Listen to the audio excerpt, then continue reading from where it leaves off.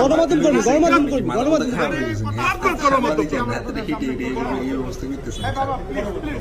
আপনার এইসব আচরণের কারণে তো আপনার নমিনেশন গেছে, মনোনয়ন গেছে।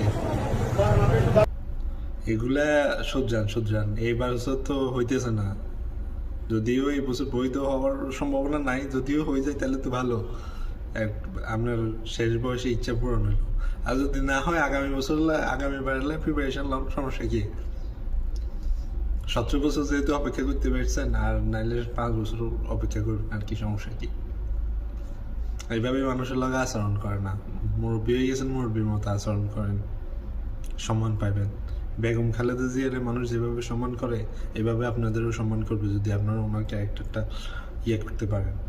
কিন্তু আপনারা তো আছেন ব্যাংকের টেয়া মারি খাওয়ার লাই ধান্দায়, চান্দাবাজি, টেন্ডারবাজি, এগুলো ধান্দায়।